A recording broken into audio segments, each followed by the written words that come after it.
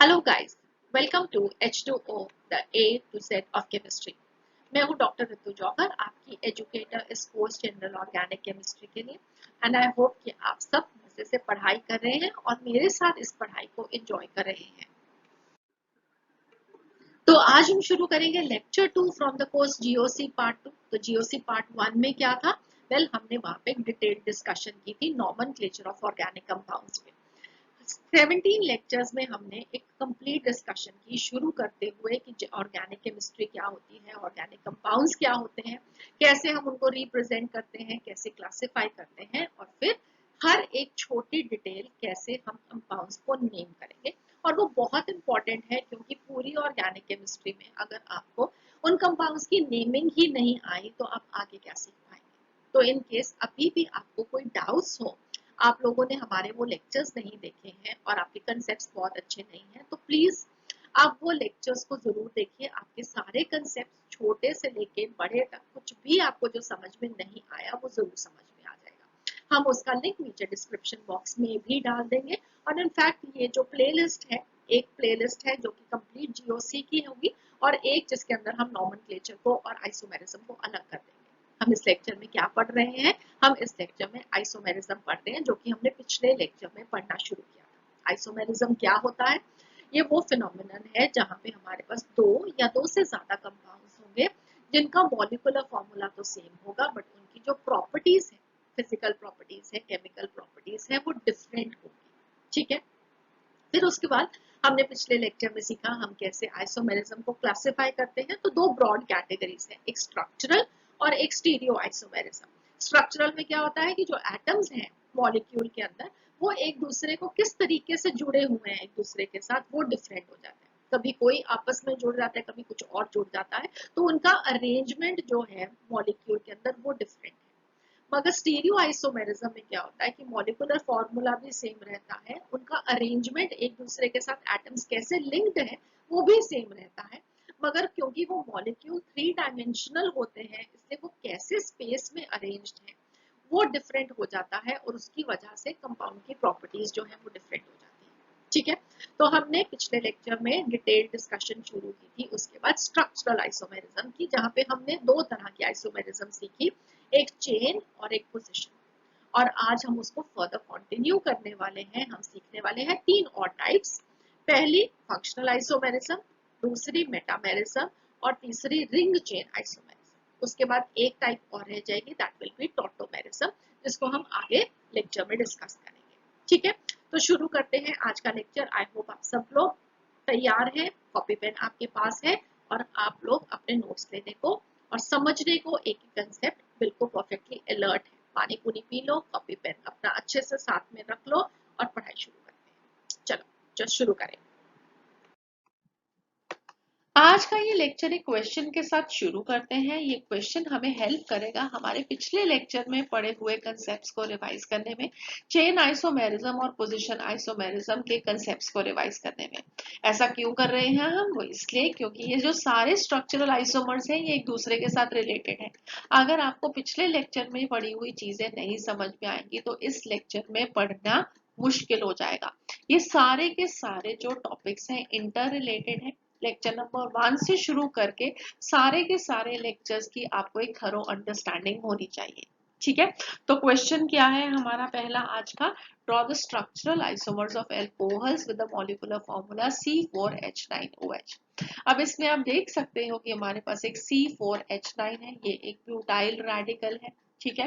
Butane में से हमने एक हाइड्रोजन को निकाला और हमारे पास C4H9 मिल गया, और उस C4H9 में हमने एक OH को डाल दिया तो हमारे पास C4H9OH वाली एल्कोहल मिल गई।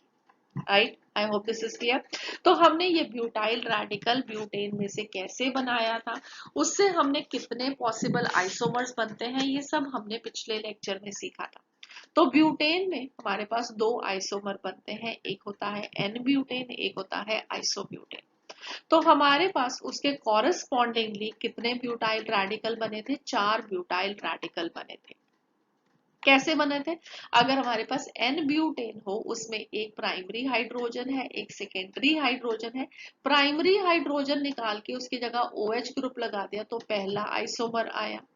अगर हमने सेकेंडरी हाइड्रोजन निकाल के तो OH ग्रुप लगा दिया तो हमारा दूसरा आइसोमर आ जाएगा। उसके बाद दूसरा आइसोमर ब्यूटेन का क्या था, आइसोब्यूटेन। आइसोब्यूटेन का प्राइमरी हाइड्रोजन निकाला, OH लगा दिया, तो हमारे पास तीसरा आइसोमर आ गया। और अगर हमने इसका टर्शरी हाइड्रोजन निकाल के OH ग्रुप लगा दिया तो हमारे पास चौथा आइसोमर आ गया। तो इस तरीके से हमारे पास 4 आइसोमर है, ब्यूटेन के 2 आइसोमर, उससे ब्यूटाइल ब्यूटाइल रेडिकल के 4 आइसोमर, और जहां जहां से हाइड्रोजन निकाला वहां वहां पे OH ग्रुप लगा दिया तो 4 आइसोमर आ गए। ठीक है। दूसरा वे क्या था, हमने अंडरस्टैंड किया था कि हमने 4 कार्बन वाली लॉन्गेस्ट कॉन्टिन्यूअस चेन बनाई। पहली पोजीशन पे OH लग सकता था, दूसरी पोजीशन पे OH लग सकता था, 2 आइसोमर बना दिए। 4 के बाद 3 कार्बन वाली चेन बना दी, पहली पोजीशन पे OH लगा दिया, दूसरी पोजीशन पे OH पॉसिबल था। तो ये हमारे पास पॉसिबिलिटीज हैं ये 4 एल्कोहल्स बनाने के लिए with the molecular formula C4H9OH। अब पहला और दूसरा आपस में क्या है, ये कैसे आइसोमर्स है, मॉलिक्यूलर फॉर्मूला तो सेम है। तो इसमें हम देखते हैं कि OH पोजीशन नंबर 1 पे, OH पोजीशन नंबर 2 पे है, तो यहाँ ये पोजीशन आइसोमर्स है। ठीक है। अब नेक्स्ट 1 और 3 को देखते हैं, तो ये 4 कार्बन वाली चेन है, ये 3 कार्बन वाली चेन है, तो इसका मतलब है कि ये दोनों कैसे आइसोमर्स है, ये चेन आइसोमर्स है, क्योंकि लेंथ चेन की में डिफरेंस आ गया। 2 और 3 भी चेन आइसोमर्स हैं, 2 और 4 भी चेन आइसोमर्स हैं। 3 और 4 कैसे आइसोमर्स है, अगेन पोजीशन आइसोमर्स है, क्योंकि कार्बन की जो चेन की लेंथ है वो सेम होगी। यहाँ पे सिर्फ OH पोजीशन नंबर 1 पे, यहाँ पे OH पोजीशन नंबर 2 पे। ठीक है, आई होप दिस इज क्लियर। अब यहाँ पे हम क्या करते हैं, आगे फर्दर मूव करने के लिए इस क्वेश्चन को थोड़ा रीफ्रेम करते हैं। क्वेश्चन में हम कर क्या रहे हैं, C4H9OH की जगह पे H9 और एक अलग से जो H है उनमें दोनों को इकट्ठा कर रही हूँ, C4H10O बना रही हूँ मैं इसका। और अब मैं आपको पूछती हूँ कि इस C4H10O के कितने स्ट्रक्चरल आइसोमर्स पॉसिबल हैं। आप मुझे वो सारे स्ट्रक्चरल आइसोमर्स के बारे में बताओ। ठीक है, तो हमारा क्वेश्चन अब डिफरेंट हो गया, मगर ये C4H10O, ये C4H9OH तो है ही है, सेम मॉलिक्यूलर फॉर्मूला है, राइट। इसका मतलब है कि अगर मुझे इसके स्ट्रक्चरल आइसोमर लिखने हैं तो ये चारों की चारी एल्कोहल्स इसके स्ट्रक्चरल आइसोमर्स हैं, राइट। मगर क्या इसके अलावा कोई और अब पॉसिबिलिटी है हमारे पास, यस हमारे पास एक और पॉसिबिलिटी है, और वो है कि हम ईथर्स को ड्रॉ कर सकते हैं। ठीक है, तो ईथर्स का जनरल फॉर्मूला क्या होता है, ROR डैश, एल्काइल ग्रुप, फिर एक ऑक्सीजन एल्काइल ग्रुप। इसका मतलब है कि कार्बन, हाइड्रोजन्स और एक ऑक्सीजन। और इनफैक्ट एल्कोहल्स और ईथर्स का जो जनरल फॉर्मूला रहेगा वो सेम होगा, that will be CN H2N plus 2 O। ठीक है, तो ये दोनों का ही जनरल फॉर्मूला रहेगा, और आप इस मॉलिक्यूलर फॉर्मूला को जो आपको गिवन है वो देखोगे तो ये इसके साथ मैच करेगा। ठीक है, तो एल्कोहल्स और ईथर्स का जनरल मॉलिक्यूलर फॉर्मूला सेम रहता है, तो इसका मतलब है कि हम इसके लिए दोनों तरह के स्ट्रक्चरल आइसोमर्स ड्रॉ कर सकते हैं।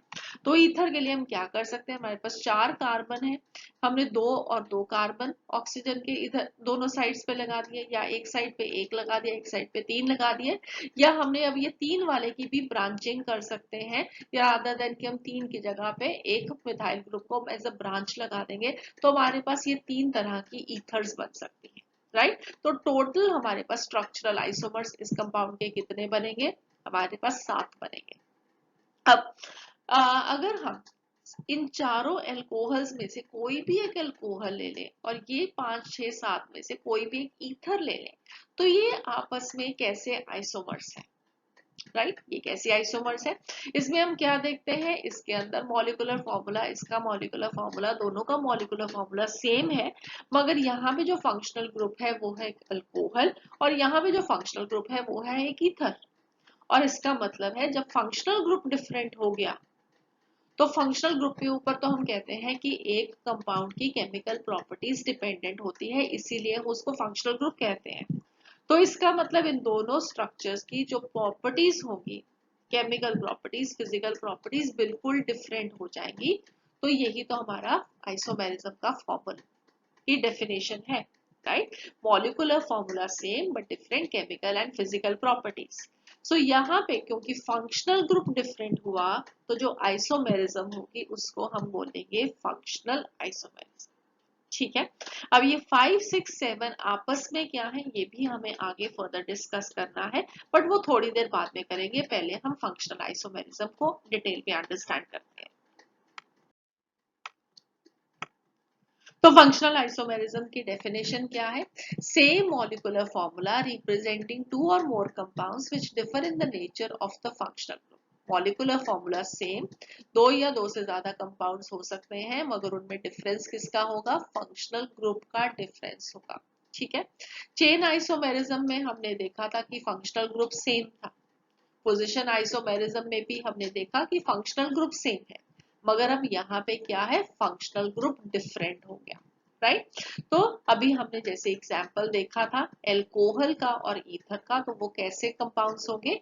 वो फंक्शनल आइसोमर्स होंगे। फॉर एग्जांपल अगर इथाइल एल्कोहल और डाइमिथाइल ईथर लें, राइट, तो ये CH3 CH2OH, ये CH3O CH3, मॉलिक्यूलर फॉर्मूला दोनों का ही सेम रहेगा, मगर क्योंकि फंक्शनल ग्रुप डिफरेंट हो गया इसलिए ये फंक्शनल आइसोमर्स है।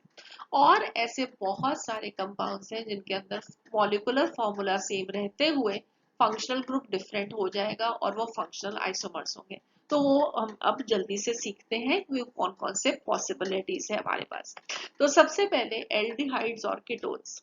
अगर आप जनरल फॉर्मूला देखोगे C3H6O, अगर मैं आपको कहूं कि इसके आपको फंक्शनल आइसोमर्स बताने हैं कि कौन से पॉसिबल है, तो वेल हमारे पास CH3 CH2 CHO है और साथ में हमारे पास CH3 CO CH3 है। दोनों का मॉलिक्यूलर फॉर्मूला सेम, एक एल्डिहाइड एक कीटोन, एक प्रोपानल एक प्रोपानोन, इसका फंक्शनल ग्रुप CHO, इसका फंक्शनल ग्रुप CO। तो अगेन दोनों की फिजिकल केमिकल प्रॉपर्टीज डिफरेंट होगी, मॉलिक्यूलर फॉर्मूला सेम है, तो ये कैसी आइसोमेरिज्म होगी? ये फंक्शनल आइसोमेरिज्म होगी। ठीक है। नेक्स्ट हमारे पास है एसिड्स और एस्टर्स, जिनका molecular formula again general molecular formula same होगा।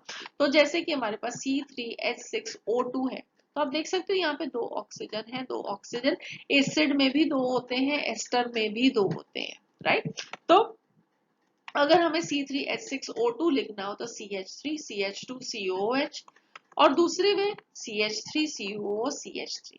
ये हो गया हमारे पास एक एसिड, ये हो गया हमारे पास एस्टर। ये प्रोपानोइक एसिड, ये मिथाइल इथानोएट, यहाँ पे फंक्शनल ग्रुप COOH, यहाँ पे फंक्शनल ग्रुप COO, राइट। तो एसिड और एस्टर अगेन डिफरेंट प्रॉपर्टीज मगर मॉलिक्यूलर फॉर्मूला क्या है? सेम। तो आइसोमेरिज्म कौन सी होगी? Functional isomerism. नेक्स्ट साइनाइड और आइसोसाइनाइड्स। तो साइनाइड्स होते हैं CN, आइसोसाइनाइड्स होते हैं NC। ठीक है। तो अगर आप मॉलिक्यूलर फॉर्मूला देखोगे C2H3N और इसके मुझे आइसोमर लिखने हैं तो वो क्या होंगे? CH3CN या CH3NC। ये यहाँ पे नाइट्रोजन कार्बन के साथ जुड़ा हुआ है, यहाँ पे कार्बन कार्बन के साथ जुड़ा हुआ है। इस कंपाउंड का नाम इथेन नाइट्राइल, इस कंपाउंड का नाम methyl isocyanide, functional group CN, functional group NC। All right. तो अगेन ये कैसी आइसोमेरिज्म होगी? ये होगी फंक्शनल आइसोमेरिज्म। नेक्स्ट और देखते हैं nitro alkanes and alkyl nitrides. C2H5NO2 को हम कैसे रिप्रेजेंट कर सकते हैं? CH3 CH2NO2 या CH3 CH2ONO2। तो इसके साथ हमने पिछले लेक्चर में अंडरस्टैंड ही किया था कि आइसोमेरिज्म क्या होती है। हमने डिटेल में इनकी प्रॉपर्टीज भी देखी थी कि कैसे डिफरेंट होती है, राइट। तो अगर नाइट्रोजन NO2 ग्रुप का कार्बन के साथ लगा हुआ है तो उसको हम क्या बोलते हैं? Nitro ethane. और ये फंक्शनल ग्रुप क्या है? NO2। मगर अगर हमें NO2 में से ऑक्सीजन कार्बन के साथ जुड़ा तो इसको हम क्या बोलने वाले हैं? Ethyl nitride, right. और फंक्शनल ग्रुप क्या होगा यहाँ पे? ONO। अगेन प्रॉपर्टीज जो होंगी वो डिफरेंट होंगी, मॉलिक्यूलर फॉर्मूला सेम है, सो फंक्शनल आइसोमेरिज्म। नेक्स्ट हमारे पास है प्राइमरी, सेकेंडरी और टर्शरी अमीन्स। और एग्जाम्पल के लिए हमने लिया है C3H9N। All right. तो इसके जब हम डिफरेंट स्ट्रक्चर्स लिखेंगे तो आप देखोगे कि हमारे पास प्राइमरी, सेकेंडरी और tertiary amines same molecular formula होगा। तो प्राइमरी अमीन क्या होता है? सबसे पहले प्राइमरी अमीन वो अमीन है जिसके अंदर फंक्शनल ग्रुप है NH2 ग्रुप, और इसमें हम देख सकते हैं कि जो नाइट्रोजन है वो एक कार्बन के साथ जुड़ा हुआ है। यहाँ पे जब हम प्राइमरी वर्ड यूज कर रहे हैं तो हम कार्बन के लिए यूज नहीं कर रहे हैं, हम वो नाइट्रोजन के लिए यूज कर रहे हैं। ठीक है, तो नाइट्रोजन अगर एक कार्बन के साथ जुड़ा हुआ है तो हम उसको बोलते हैं प्राइमरी अमीन। अगर वो दो कार्बन के साथ जुड़ा हुआ है, एक इधर एक इधर, तो ये क्या है? Secondary amine. और अगर वो तीन कार्बन के साथ जुड़ा हुआ है तो ये दो मिथाइल ग्रुप, इधर एक तीसरा मिथाइल ग्रुप, तो हमारे पास ये वाला नाइट्रोजन तीन कार्बन के साथ जुड़ा है, तो ये हो गया टर्शरी अमीन। ऑल राइट, प्राइमरी नाइट्रोजन एक कार्बन के साथ, सेकेंडरी दो कार्बन के साथ, और टर्शरी में तीन कार्बन के साथ जुड़ा हुआ। ऑलराइट, और ये तीनों आपस में क्या होते हैं? ये तीनों आपस में फंक्शनल आइसोमेरिज्म है, क्योंकि इसका जो प्राइमरी अमीन के लिए फंक्शनल ग्रुप है वो है NH2 ग्रुप, और अगर सेकेंडरी अमीन लोगे तो इसका फंक्शनल ग्रुप हो जाएगा NH, और फंक्शनल ग्रुप टर्शरी अमीन के लिए ये N। राइट, और इन तीनों की जो प्रॉपर्टीज हैं वो डिफरेंट हैं, आगे आप डिटेल में इनको स्टडी भी करोगे। सो ये तीनों एक दूसरे के साथ कैसी आइसोमेरिज्म एग्जिबिट करेंगे? Functional isomerism. इस कंपाउंड का नाम क्या बन जाएगा? प्रोपेन मानामीन। ये एन मिथाइल मिथेनामीन, और सॉरी एन मिथाइल इथेनामीन, और ये एन एन डाइमिथाइल मिथेनामीन। ऑलराइट, तो तीनों डिफरेंट फंक्शनल ग्रुप पोजेस करते हैं मगर मॉलिक्यूलर फॉर्मूला सेम है। ऑलराइट, नेक्स्ट हमारे पास क्या है? एल्काइंस, एलीन्स और डाइईन्स। मॉलिक्यूलर फॉर्मूला C4H6 को हम किस तरीके से लिख सकते हैं? Let us see that. C4H6 का मतलब है कि ये जो मॉलिक्यूलर फॉर्मूला आपने स्टडी किया था CnH2n-2 एक एल्काइन को रिप्रेजेंट करता है। तो अगर हम एक चार कार्बन वाली एल्काइन ड्रॉ करें तो इस तरीके से ड्रॉ कर सकते हैं। पहले और दूसरे कार्बन के बीच में मैंने ट्रिपल बॉन्ड ड्रॉ किया, तो ये ब्यूट वन आइन है, मगर एक और पॉसिबिलिटी है कि मैं इसको सेकेंड पोजीशन पे ले जाऊं तो ये बन जाएगा ब्यूट टू आइन। राइट, अगर मैं थर्ड पोजीशन पे ले जाऊंगी तो आप नंबरिंग इधर से शुरू करोगे तो again this will be but one yne. तो दो पॉसिबिलिटीज है हमारे पास इस ट्रिपल बॉन्ड के लिए, मगर इसके साथ साथ हमारे लिए ये भी पॉसिबिलिटी है कि अगर हमें मॉलिक्यूलर फॉर्मूला सेम रखना है C4H6 तो हम इस ट्रिपल बॉन्ड की जगह पे दो डबल बॉन्ड बना दें। यहाँ पे भी दो पाई बॉन्ड है, और अगर दो डबल बॉन्ड होंगे तो उसमें भी दो पाई बॉन्ड होंगे, तो जो मॉलिक्यूलर फॉर्मूला है वो सेम रहेगा। ऑलराइट, तो हमने एक पॉसिबिलिटी ये थी कि डबल बॉन्ड दो ड्रॉ किए, तो मैंने एक पोजीशन नंबर 1 और पोजीशन नंबर 3 पे डबल बॉन्ड रखा है, या मैं पोजीशन नंबर 1 और पोजीशन नंबर 2 पे रख सकती हूँ। ठीक है, तो ये दो मेरे पास और पॉसिबिलिटीज आती हैं। अब यहाँ पे इस कंपाउंड को हम बोलते हैं ब्यूटा 1,3 डाइन, और इसको हम एक क्लास ऑफ कंपाउंड में रख देते हैं, इसको हम बोलते हैं डाइन्स, जहां पे ये कॉन्जुगेटेड डाइन। कॉन्जुगेटेड डाइन मतलब यहाँ पे ऑल्टरनेट हम देखते हैं कि double bond single bond double bond, इस तरीके से जो स्ट्रक्चर्स होते हैं हम उनको डाइन्स बोलते हैं। मगर इस वाले स्ट्रक्चर में जहाँ पे आपके पास ये दोनों डबल बॉन्ड्स कंसेक्यूटिव पोजिशन पे है, ऐसे कंपाउंड को हम बोलते हैं एलीन। ठीक है, ये समझ में आ गया। तो ये ब्यूटा 1,2 डाइईन है, ये ब्यूटा 1,3 डाइईन है। यहाँ पे ऑल्टरनेट पोजीशंस पे है, तो इनको जनरल हम कॉमन नेम्स जो देते हैं वो डाइईन्स देते हैं। जहां पे ये दोनों कंसेक्यूटिव पोजीशन पे है हमने इसको कॉमन नेम क्या दिया? एलीन्स दिया। अब इसके अंदर अगर आप 1 और 2 ये दोनों स्ट्रक्चर्स को देखोगे तो ये कहा कि आप कौन से तरह के आइसोमर्स हैं? ये है पोजीशन आइसोमर्स। क्यों पोजीशन आइसोमर्स? क्योंकि यहाँ पे ट्रिपल बॉन्ड की पोजीशन में डिफरेंस है, यहाँ पे पोजीशन नंबर 1, यहाँ पे पोजीशन नंबर 2। अब अगर हम इन दोनों को कंपेयर करेंगे तो ये कैसे आइसोमर्स है? वेल, ये अब है फंक्शनल आइसोमर्स। क्यों? क्योंकि यहाँ पे ट्रिपल बॉन्ड प्रेजेंट है, यहाँ पे डबल बॉन्ड प्रेजेंट है, तो प्रॉपर्टीज डिफरेंट हो जाएंगी। ठीक है, सिमिलरली अगर हम इन दोनों को कंपेयर करेंगे या इन दोनों को कंपेयर करेंगे तो अगेन ये फंक्शनल आइसोमर्स होंगे, मगर ये आपस में कैसे आइसोमर होंगे? Again position isomers. ठीक है, समझ में आ गया? आई hope this is clear. Good. So next हमारे पास है एरोमेटिक एल्कोहल्स, फिनोल्स और ईथर्स। मॉलिक्यूलर फॉर्मूला एग्जाम्पल के लिए हमने लिया है C7H8O। तो इसके लिए अगर आपको कुछ स्ट्रक्चर्स ड्रॉ करने हो जो कि आइसोमर्स हो तो हम कैसे स्ट्रक्चर्स ड्रॉ कर सकते हैं? वेल, हमारे पास एक बेंजीन रिंग है, बेंजीन रिंग के साथ CH2OH लगा है। इसका मतलब है इसका क्या फॉर्मूला हो गया? C6H5, right. C6H5 के बाद हमारे पास एक कार्बन बना, 3 हाइड्रोजन बने और एक ऑक्सीजन बने, जिसको हमने CH2OH की तरह लगा दिया। इस कंपाउंड का नाम क्या है? Benzyl alcohol. ठीक है, ये कार्बन जो है यहाँ पे अगर हम इस OH को निकाल दें तो ये क्या होता? अगर हाइड्रोजन होता यहाँ पे तो ये टॉलीन होता। जब हम टॉलीन में से एक हाइड्रोजन को निकालते हैं तो उस ग्रुप को बोलते हैं बेंजाइल ग्रुप। बेंजाइल ग्रुप का जगह पे हमने एक OH, बेंजाइल ग्रुप में हमने एक OH के साथ सब्स्टिट्यूशन की तो ये बन गया बेंजाइल एल्कोहल, राइट। अब ये जो फंक्शनल ग्रुप है ये आपकी साइड चेन में आया तो ये क्या बन जाता है? जो इसकी प्रॉपर्टीज होती हैं ये एक एलिफैटिक एल्कोहल वाली बन जाएगी। ठीक है, क्योंकि हमारी जो पेरेंट चेन होगी वो होगी जिसके अंदर फंक्शनल ग्रुप आ गया। इसलिए ये जो एल्कोहल है हम इसको क्या बोलते हैं? Aromatic alcohol. ठीक है, और नेक्स्ट हमारे पास है ईथर। तो ईथर भी यहाँ पे एक पॉसिबिलिटी है क्योंकि हमारे पास एल्कोहल्स और ईथर्स का जो जनरल फॉर्मूला है वो सेम है। अब वो यहाँ पे जो हम ईथर ड्रॉ कर सकते हैं वो कौन सी है?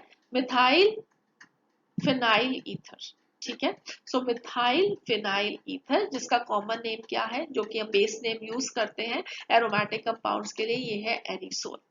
और इसका फंक्शनल ग्रुप अगेन ROR। इधर जो फंक्शनल ग्रुप था वो OH, तो डिफरेंट क्या हो गया? अगेन फंक्शनल ग्रुप डिफरेंट हो गया तो ये दोनों क्या हो गए? Functional isomers. एक और पॉसिबिलिटी हमारे पास ये है कि हम ये जो OH ग्रुप है उसको इस मिथाइल ग्रुप के साथ ना लगा के directly carbon of the benzyl ring के साथ लगा दें। ठीक है, तो हमने जब ऐसे किया तो ऐसे स्ट्रक्चर को हम क्या बोलते हैं? जहाँ पे OH group directly benzene ring को लगा हुआ हो उसको हम बोलते हैं फिनोल। ठीक है, तो और ये हमने जो एक कार्बन बचा उसको एज अ मिथाइल ग्रुप लगा दिया, राइट। वो जब हमने लगाया तो इसका जो बेस नेम है दैट इज ऑर्थोक्रिसॉल, मगर इसकी जो प्रॉपर्टीज है वो कैसी है? ये फिनोल्स जैसी है। ये एक फिनोल का आप कह सकते हो कि आगे एक डेरिवेटिव है। ठीक है, तो ये ऑर्थोक्रिसॉल है क्योंकि ये पोजीशन नंबर 2 पे मिथाइल ग्रुप प्रेजेंट है। सिमिलरली हम इसको 3 पोजीशन पे लगाएंगे तो ये मेटाक्रिसॉल बन जाएगा और 4th पोजीशन पे लगाएंगे तो ये बन जाएगा पैराक्रिसॉल। ओके, तो अब अगर हम इसको और इसको कंपेयर करें, ये एक एरोमेटिक एल्कोहल है, ये एक फिनोल है। अगेन इन दोनों का फंक्शनल ग्रुप डिफरेंट हो गया। ठीक है, इनकी जो प्रॉपर्टीज हैं वो डिफरेंट हो जाएंगी। यहाँ पे हमारे पास ये एक एलिफैटिक एल्कोहल है और ये हमारे पास फिनोल है जो कि एक एरोमेटिक कंपाउंड है। ऑलराइट, आई होप आपको समझ में आ रहा है इसमें दोनों में डिफरेंस। तो यहाँ पे इनकी प्रॉपर्टीज डिफरेंट होंगी और प्रॉपर्टीज क्योंकि डिफरेंट होंगी इसलिए ये फंक्शनल आइसोमर्स है। ये तीनों आपस में क्या है? ये तीनों आपस में पोजीशन आइसोमर्स है। मिथाइल ग्रुप की पोजीशन को हमने चेंज किया with respect to the OH group. ठीक, I hope this is clear. तो aromatic alcohol, phenols and ethers they are functional isomers.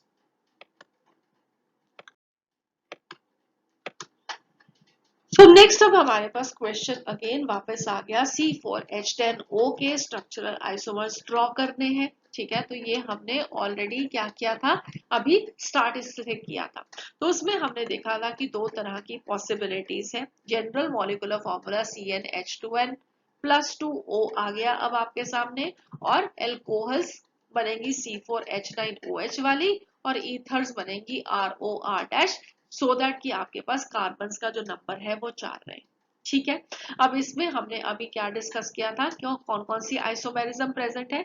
अगर आप देखोगे 1 को और 5 को, ठीक है, तो यहाँ पे ये 1 और ये 5 ये दोनों किस तरीके के आइसोमर्स हैं? ये दोनों आपस में फंक्शनल आइसोमर्स हैं क्योंकि फंक्शनल ग्रुप डिफरेंट है। सिमिलरली 1 और 6 कैसे आइसोमर्स होंगे? अगेन ये फंक्शनल आइसोमर्स होंगे। 1 और 7 कैसी आइसोमर्स है? अगेन फंक्शनल आइसोमर्स है। इसका मतलब है कि हम अगर यहाँ से कोई भी 4 में से एक एल्कोहल उठा लें और इन 3 में से कोई भी एक ईथर उठा लें तो वो आपस में एक दूसरे के साथ फंक्शनल आइसोमर्स होंगे, क्योंकि फंक्शनल ग्रुप डिफरेंट होगा। ठीक है, 1 और 2 क्या थे? 1 और 2 एक दूसरे के साथ पोजिशन आइसोमर्स थे, OH ग्रुप की पोजिशंस डिफरेंट। 1 और 3 आपस में क्या है? चेन आइसोमर्स है, क्योंकि एक 4 कार्बन वाली चेन है, एक 3 कार्बन वाली चेन है। ठीक है, तो चेन आइसोमर्स हो गए। अब क्वेश्चन ये है कि 5 और 6 आपस में क्या है? यहां तक तो हम ऑलरेडी पहले पढ़ ही चुके थे। अब ये पढ़ना है हमें कि ये 5 और 6 आपस में क्या है। तो 5 और 6 में आपस में हम देखते हैं कि जो फंक्शनल ग्रुप है वो तो सेम है, ये दोनों ही ईथर्स हैं, मॉलिक्यूलर फॉर्मूला भी सेम है, इसलिए ये आइसोमर्स भी हैं। तो ये कैसे आइसोमर्स हैं? वेल हम ये सोच सकते हैं कि ये जो ऑक्सीजन है वो पोजीशन नंबर 3 पे प्रेजेंट है, यहाँ पे ऑक्सीजन जो है वो पोजीशन नंबर 2 पे प्रेजेंट है, तो ये दोनों पोजीशन आइसोमर्स हैं। कह भी सकते हैं एक तरह से, बट एक्चुअली में यहाँ पे हम एक नई तरह की आइसोमेरिज्म को डिफाइन करने वाले हैं, जो कि आप ये कह सकते हो कि या तो एक special type of position isomerism है या एक नया तरह का आइसोमेरिज्म है जिसे हम बोलते हैं मेटामेरिज्म। और ये दोनों स्ट्रक्चर्स जो हैं वो आपस में क्या है? मेटामर्स। अब इसको अंडरस्टैंड करते हैं कि ये क्या है। उसके लिए अगर आप स्ट्रक्चर नंबर 1 और स्ट्रक्चर नंबर 2 को देखोगे, यहाँ पे क्या है? पोजीशन आइसोमेरिज्म है। इसमें अगर आप फंक्शनल ग्रुप को देखते हो तो ये कैसा फंक्शनल ग्रुप है? ये एक मोनोवेलेंट फंक्शनल ग्रुप है। ये अपनी एक ही साइड पे कार्बन के साथ जुड़ा हुआ है। ठीक है, हमारा फंक्शनल ग्रुप क्या है? OH ग्रुप है, उसको फंक्शनल ग्रुप एक ही कार्बन के साथ जुड़ा हुआ है, इसलिए ये एक मोनोवेलेंट फंक्शनल ग्रुप है। अगर आप अब ईथर को देखोगे तो ईथर कैसा फंक्शनल ग्रुप है? ये एक बाईवेलेंट फंक्शनल ग्रुप है। क्यों बाईवेलेंट है? क्योंकि ये अपनी 2 साइड्स पे कार्बन्स के साथ जुड़ा हुआ है। इसकी वैलेंसी कितनी है? इसकी वैलेंसी 2 है। OH ग्रुप की वैलेंसी कितनी थी? OH ग्रुप की वैलेंसी 1 थी।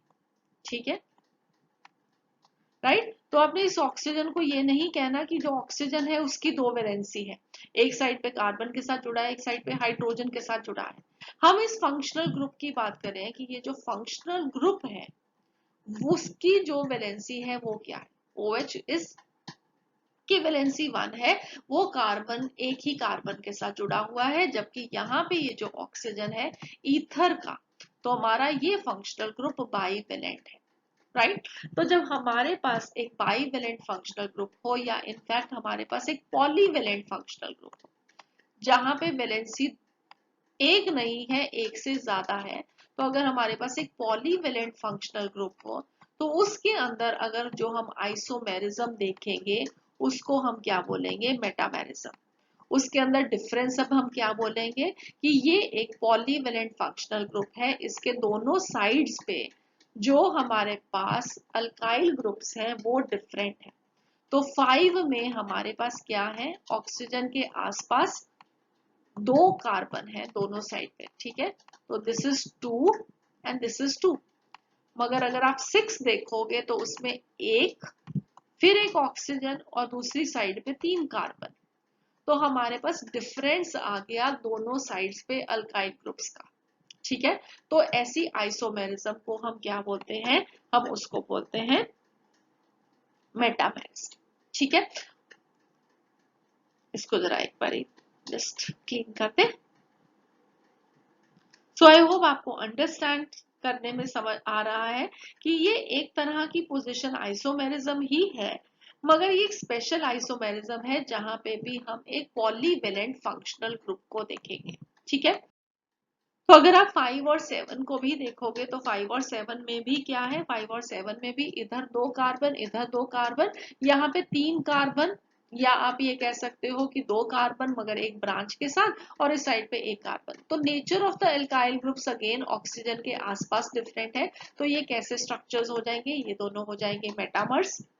सिमिलरली अगर आप 6 और 7 को भी देखोगे तो 6 और 7 में इधर एक, इधर तीन, इधर तीन, इधर एक, मगर यहाँ पे हमारे पास कैसा ग्रुप है, ये एक प्रोपाइल ग्रुप है, ये एक आइसोप्रोपाइल ग्रुप है। अगेन जो nature of the alkyl group है वो डिफरेंट है, इसलिए ये भी कैसे आइसोमर्स है, ये भी अगेन मेटामर्स है। अगर आपको लग रहा हो कि ये चेन आइसोमेरिज्म है क्योंकि फंक्शनल ग्रुप सेम है और यहाँ पे इधर चेन में और इधर चेन में फर्क है, तो प्लीज डू रिमेम्बर, ना ये चेन आइसोमेरिज्म होगी ना ये पोजीशन आइसोमेरिज्म होगी, ये मेटामेरिज्म। Perfectly fine. तो चलो अब इसके बाद हम डिफाइन करते हैं मेटामेरिज्म को क्या होता है। सो मेटामेरिज्म वो फिनोमेनन है जहां पे हमारे पास दो या दो से ज्यादा कंपाउंड्स होंगे, वो आइसोमर्स होंगे एक दूसरे के साथ, मगर वो कैसे आइसोमर्स होंगे, जिनके पास different number of carbon atoms या अल्काइल ग्रुप्स होगा on either side of a polyvalent functional group. ठीक है, तो यहाँ पे हमारे फंक्शनल ग्रुप क्या हो सकता है, ओ हो सकता है। ठीक है, अगेन यहाँ पे आप देख सकते हो कि ये जो ऑक्सीजन है वो दो साइड पे बॉन्ड फॉर्म कर रहा है। सल्फर हो सकता है, तो इसके अंदर अगेन दो बॉन्ड, NH ग्रुप अभी आपने देखा भी था सेकेंडरी अमीन्स में कि वो दो कार्बन से जुड़ा हुआ होता है, तो ऐसा ग्रुप क्या होगा, मेटामेरिज्म शो करेगा। CO कार्बोनिल ग्रुप है, अगेन ये मेटामेरिज्म शो करेगा। ठीक है, तो अब हम देखते हैं वापस कि ये जो आइसोमर्स होंगे जो कि मेटामर्स हैं, यह हमेशा इनका जो फंक्शनल ग्रुप है ये भी सेम रहेगा। ठीक है, तो जैसे आपने चेन आइसोमेरिज्म में देखा था, पोजीशन आइसोमेरिज्म में देखा था, वहां पे फंक्शनल ग्रुप सेम था। सिमिलरली मेटामेरिज्म में भी जो फंक्शनल ग्रुप है वो सेम ही रहेगा, वो डिफरेंट नहीं होगा।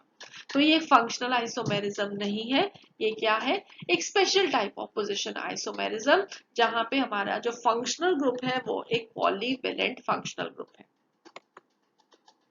तो इथॉक्सी इथेन और 1 मिथॉक्सी प्रोपेन, ये दोनों कैसे ईथर्स हो गए, ये दोनों मेटामर्स हो गए। ठीक है, हमारे पास ये आपने अभी पीछे स्ट्रक्चर्स देखे, यहाँ पे मैंने सिर्फ इनके एसेंशियली नाम लिख दिए हैं।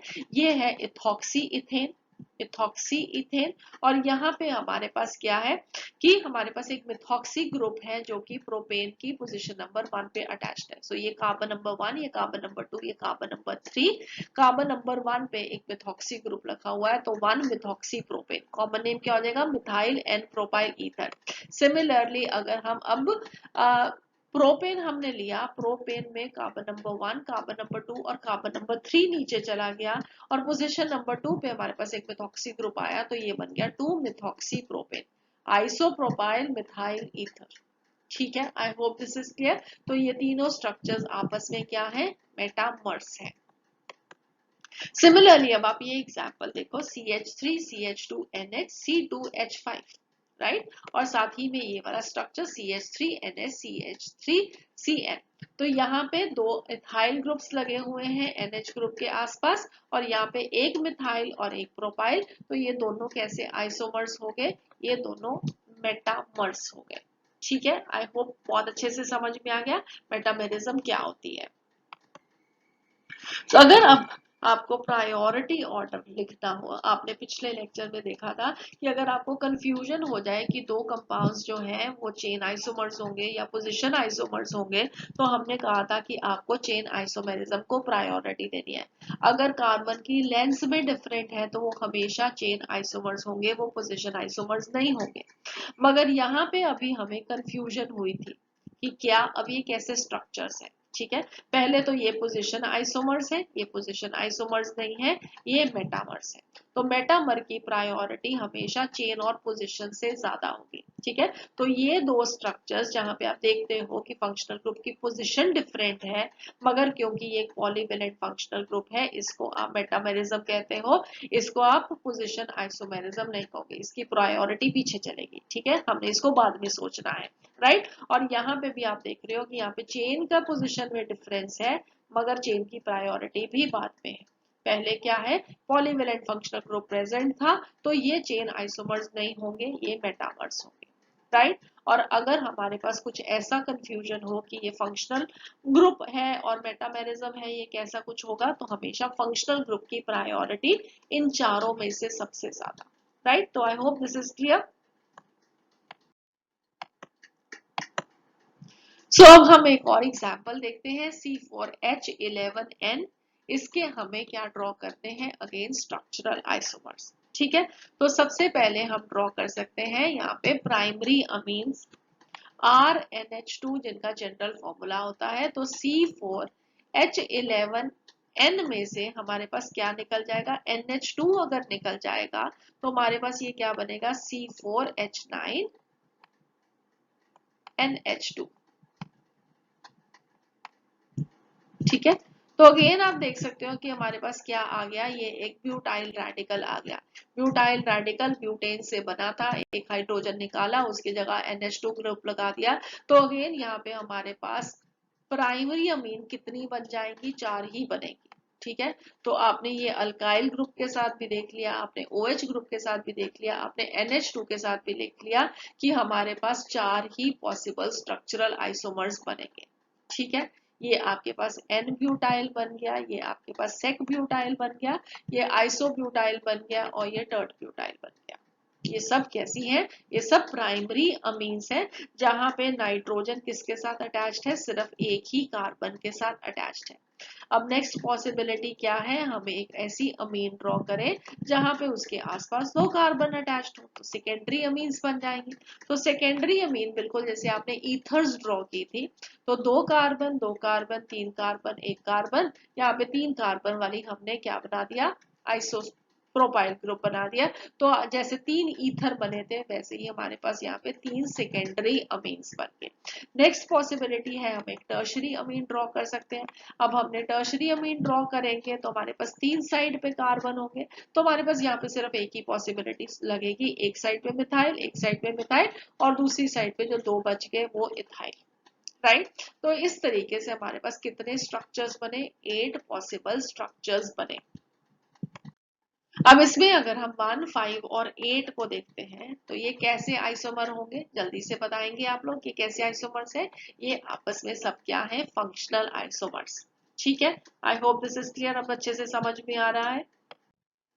नेक्स्ट अगर मैं आपसे पूछूं कि 2 और 3 क्या है, तो 2 और 3 कैसे आइसोमर्स है। ये 4 कार्बन वाली चेन है, ये 3 कार्बन वाली चेन है, फंक्शनल ग्रुप सेम ही है, फंक्शनल ग्रुप NH2 ही है, ये प्राइमरी अमीन्स है, मगर यहाँ पे क्या है, 4 कार्बन की चेन, ये 3 कार्बन की चेन, तो ये कैसे आइसोमर्स हो जाएंगे, ये हो जाएंगे चेन आइसोमर्स। नेक्स्ट अगर 1 और 2 पूछ लूं आपसे कि वो कैसे आइसोमर्स हैं, तो पोजीशन में ही फर्क पड़ा NH2 ग्रुप का, तो ये कैसे हो जाएंगे, पोजिशनल आइसोमर्स। नेक्स्ट हम देखते हैं कौन से वाले, 5 और 6। 5 और 6 कैसे आइसोमर्स होंगे, नाइट्रोजन पॉलीवेलेंट फंक्शनल ग्रुप है, इसके आसपास हमारे पास एल्काइल ग्रुप्स डिफरेंट हैं, इधर 2 और 2 हैं, इधर 3 और 1 है, तो ये कैसे आइसोमेरिज्म हो जाएगी, वेरी गुड, ये हो जाएंगे मेटामेरिज्म। ठीक है, तो ये दोनों आपस में मेटामर्स। नेक्स्ट 5 और 7 अगेन मेटामर्स। दो हमें क्या याद रखना है कि इफ हमारे पास same polyvalent functional group present है 2 या 2 से ज्यादा कंपाउंड्स में, तो हमेशा वहां पे मेटामेरिज्म होगी, ना चेन आइसोमेरिज्म होगी, ना पोजीशन आइसोमेरिज्म होगी। ठीक है, सबको अच्छे से समझ में आ गया। अब फंक्शनल आइसोमेरिज्म भी हमने अच्छे से कर लिया, हमने मेटामेरिज्म भी अच्छे से कर लिया। नेक्स्ट अब हम क्या अंडरस्टैंड करते हैं, एक और नई तरह की आइसोमेरिज्म जो हमें इस लेक्चर में स्टडी करनी है। सो अब आप ये वाले स्ट्रक्चर्स देखो, हमने एक C3H6 के आइसोमेरिक स्ट्रक्चर्स ड्रॉ करने हैं। C3H6 किसका जनरल फॉर्मूला होता है, ये होता है एल्कीन्स का, CnH2n। तो हम एक एल्कीन ड्रॉ करते हैं इस फॉर्मूले के साथ, CH3CH और कोई पॉसिबिलिटी है, अगर डबल बॉन्ड इधर ले जाओगे तो यहाँ से नंबरिंग शुरू होगी, तो अगेन इधर से भी 1 प्रोपीन है, इधर से भी 1 प्रोपीन है, कोई भी फर्क नहीं है। कोई और पॉसिबल स्ट्रक्चर है इसके लिए, वेल एक पॉसिबिलिटी है, अगर हम इस डबल बॉन्ड की जगह पे एक रिंग ड्रॉ करते हैं तो भी हमारे पास कार्बन नंबर्स कितने रहते हैं, सेम रहते हैं, C1 2 और 3, और हाइड्रोजन कितने 2 और 2 4 और 6। तो एक डबल बॉन्ड बनाया या एक रिंग स्ट्रक्चर बनाया, जो आइसोमर्स रहेंगे वो क्या रहेंगे, सॉरी जो मॉलिक्यूलर फॉर्मूला रहेगा वो क्या रहेगा, सेम रहेगा। ठीक है, तो प्रोपीन और साइक्लोप्रोपेन आपस में आइसोमर्स हैं। सिमिलरली एक और एग्जांपल देखते हैं, फिर बात करेंगे कि किस तरह के ये आइसोमर्स हैं। सो C3H4, अब C3H4 किसका जनरल फॉर्मूला है? CnH2n-2, ये है एल्काइंस का जनरल फॉर्मूला। ठीक है, तो हम एक एल्काइन ड्रॉ कर सकते हैं, इसके लिए जरूर कर सकते हैं। हमारे पास एल्काइन आइल प्रोपाइन, अब इसको इधर लेके जाओगे तो भी ये प्रोपाइन वन प्रोपाइन बनेगा, इधर से भी यही बनेगा, तो एक ही स्ट्रक्चर पॉसिबल। अभी हमने ये भी स्टडी किया था कि अगर ट्रिपल बॉन्ड की जगह पे हम दो डबल बॉन्ड ड्रॉ करते हैं तो यहाँ पे भी दो पाई बॉन्ड, वहां पे भी दो पाई बॉन्ड, तो मॉलिक्यूलर फॉर्मूला सेम रहता है, तो हम एक ऐसा स्ट्रक्चर भी ड्रॉ कर लेते हैं। तो ये क्या बनेगा? प्रोप 1,2 डाइईन, ये भी पॉसिबल है, तो ये भी एक स्ट्रक्चरल आइसोमर बन गया। ठीक है, मॉलिक्यूलर फॉर्मूला दोनों का सेम है। अब हमने अभी बात की कि अगर हम डबल बॉन्ड की जगह पे एक रिंग ड्रॉ करते हैं तो भी मॉलिक्यूलर फॉर्मूला सेम ही रहता है, तो ये भी एक स्ट्रक्चर ड्रॉ कर लेते हैं। ठीक है, तो इसमें हमने क्या किया, एक डबल बॉन्ड की जगह पे एक रिंग ड्रॉ कर ली और हमने एक डबल बॉन्ड ऐसे ही रहने दिया। इस कंपाउंड का नाम क्या बन गया? साइक्लोप्रोपीन। तो ये भी अगेन इसका ही एक आइसोमर है। अब ये दोनों कैसे आइसोमर हैं? ये दोनों आपस में फंक्शनल आइसोमर्स हैं। ठीक है, यहाँ पे एक ट्रिपल बॉन्ड प्रेजेंट है, यहाँ पे एक डबल बॉन्ड प्रेजेंट है। अब ये आपस में कैसे आइसोमर्स प्रेजेंट है? ये एक ट्रिपल बॉन्ड है, ये एक डबल बॉन्ड है, तो ये भी एक फंक्शनल आइसोमर है। वेल, ये एक फंक्शनल आइसोमर है, मगर ये एक स्पेशल टाइप का फंक्शनल आइसोमर है जिसे हम बोलते हैं रिंग चेन आइसोमर। क्यों? क्योंकि ये जो कंपाउंड है ये एक स्ट्रेट चेन कंपाउंड है, ये एक रिंग कंपाउंड है। तो जहां पे भी हमारे पास दो ऐसे स्ट्रक्चर्स हो जिनका मॉलिक्यूलर फॉर्मूला सेम हो मगर एक स्ट्रेट चेन हो और दूसरा रिंग वाला हो, चाहे ये हो चाहे ये हो, ठीक है, तो यहाँ पे भी डबल बॉन्ड है, यहाँ पे भी डबल बॉन्ड है, बट ये क्या है?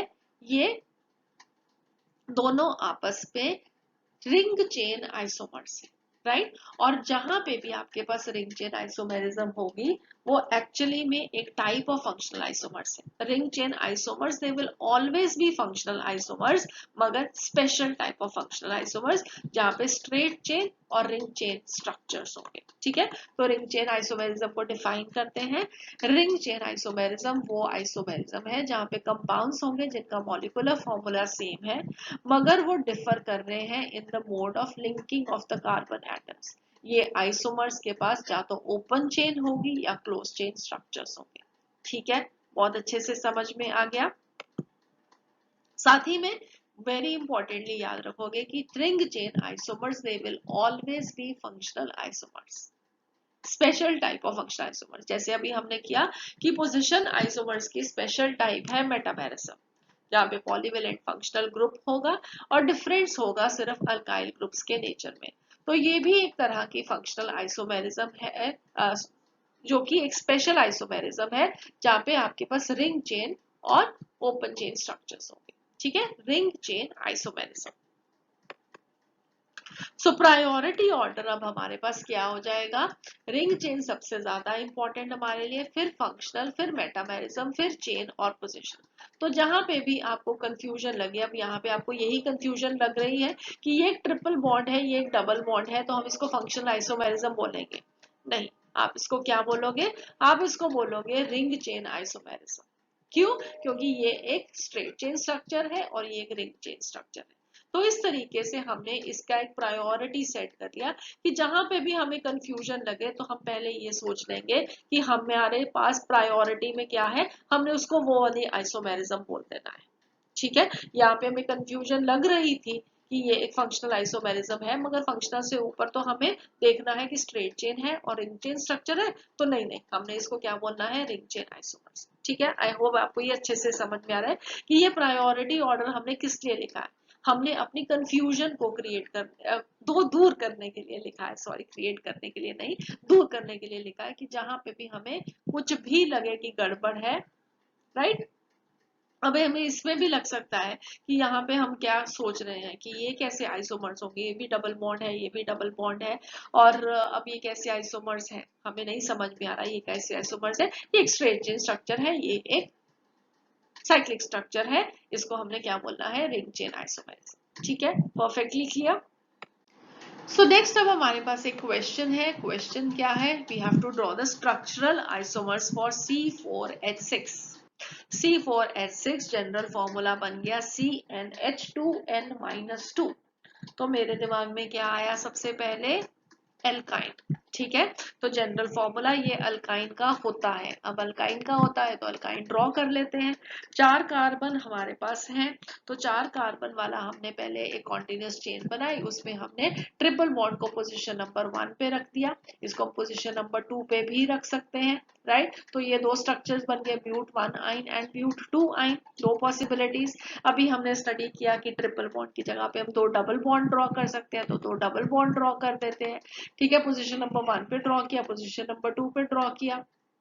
ठीक है, ब्यूटा 1,2 डाइईन बन गया। उसके बाद हमारे पास पोजीशन नंबर 1 पे, पोजीशन नंबर 3 पे पॉसिबिलिटी है ब्यूटा 1,3 डाइईन बन गया। तो ये हमारे पास 4 पॉसिबल स्ट्रक्चर्स बने।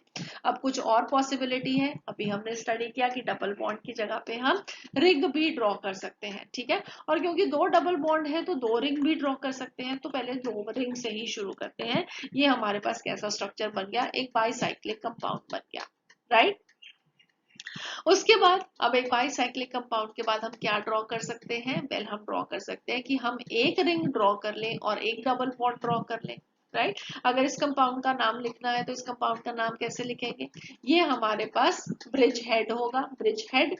इसको नंबर नाम भी दे सकते हैं हम, राइट। सो ये हमारे पास कार्बन नंबर 1, ये 2, ये 3 और ये 4, राइट।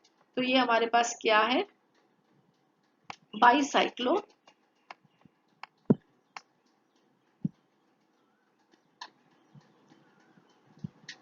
ब्रिज के अंदर कितने कितने कार्बन हैं? ब्रिज के अंदर 1 कार्बन है, दूसरे में 1 कार्बन है और तीसरे के अंदर 0 है। तो 1 1 0, ये क्या बना? ब्यूटेन।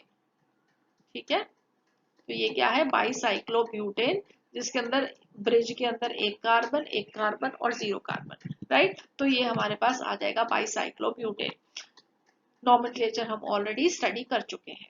ठीक है, तो हमारे पास पहले क्या बना? 2 रिंग वाला स्ट्रक्चर। इसके बाद हम क्या ड्रॉ कर सकते हैं? हम एक रिंग वाला स्ट्रक्चर ड्रॉ कर सकते हैं जिसके अंदर एक डबल बॉन्ड प्रेजेंट होगा। तो हमारे पास ये क्या बन जाएगा? साइक्लोब्यूटीन, राइट। अब क्योंकि हम 4 कार्बन वाली रिंग ड्रॉ कर सकते हैं तो हम 3 कार्बन वाली रिंग भी ड्रॉ कर सकते हैं। तो हम 3 कार्बन वाली रिंग ड्रॉ कर देते हैं। 3 कार्बन वाली रिंग में एक हमने डबल बॉन्ड ड्रॉ रहने दिया और हमारा जो एक कार्बन बाहर निकला था हमने उसका एक मिथाइल ग्रुप लगा दिया। ठीक है, तो ये क्या है? ये साइक्लोप्रोपीन है। पोजीशन नंबर 1 पे मिथाइल ग्रुप प्रेजेंट है, तो 1 मिथाइल साइक्लोप्रोपीन बन जाएगा। अब इस 1 को हम यहाँ पे शिफ्ट कर देंगे तो ये क्या बन जाएगा? 2 मिथाइल साइक्लोप्रोपीन। तो एक और पॉसिबल आइसोमर है। अब कुछ और ड्रॉ कर सकते हैं। अगर इसको यहाँ पे लेकर आएंगे तो अगेन ये 1 मिथाइल साइक्लोप्रोपीन बन जाएगा, सेम स्ट्रक्चर रहेगा। एक और पॉसिबिलिटी है कि हम अब इस डबल बॉन्ड को बाहर ले जाएं। ठीक है, तो हम अपने इस डबल बॉन्ड को हम बाहर ले गए तो अगेन हमारे पास ये एक और स्ट्रक्चर बन गया। तो इस तरीके से हमारे पास क्या है? 4 और 5 6 7 8 9 स्ट्रक्चर्स बन गए। तो यहाँ पे हम 9 स्ट्रक्चरल आइसोमर्स ड्रॉ कर सकते हैं C4H6 पे। अब देखते हैं कि ये कौन से एक दूसरे के साथ किस तरीके से रिलेटेड है। तो अगर हमारे पास दो ये वाले जो अभी हमने हाईलाइट किए, ये वाले कैसे आइसोमर्स हैं? जल्दी से आप बता सकते हैं कि ये वाले कौन से आइसोमर्स हैं?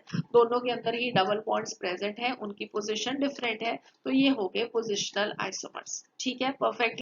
अब अगर हम ये वाले दोनों देखें, अब ये कैसे आइसोमर्स हैं? ये डबल बॉन्ड है, ये ट्रिपल बॉन्ड है, फंक्शनल ग्रुप डिफरेंट हो गया, तो ये हो गए फंक्शनल आइसोमर्स।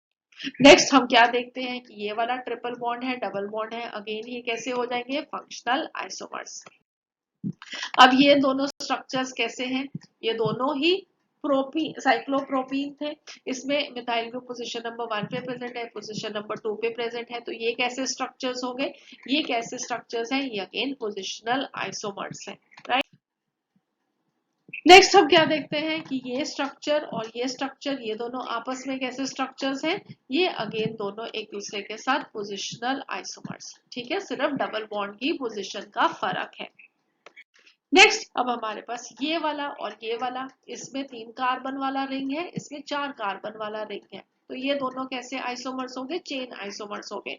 और जहां पे हमारे पास साइक्लिक रिंग के अंदर आइसोमर्स की जो कार्बन लेंथ है वो डिफरेंट है, हम उसको साइक्लिक चेन आइसोमर्स भी कह सकते हैं।